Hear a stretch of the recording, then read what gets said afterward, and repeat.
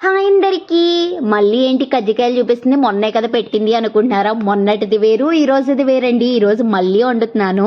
So చాలా easy కదా కజ్జికాయలు, నా మోస్ట్ ఫేవరెట్. చక్కగా వేయించేసాను కొబ్బరి నంజుతో.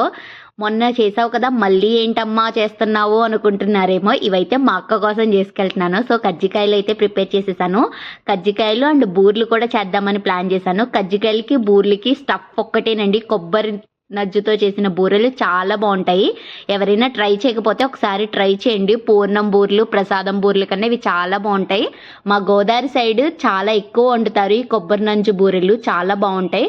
కానీ చేసేటప్పుడు కొన్ని జాగ్రత్తలు తీసుకోవాలంటే ఆ కొబ్బరి నజ్జుని ఫుల్గా కవర్ చేయాలి, లేకపోతే బూరెలు అయితే చీదేస్తాయి అన్నమాట.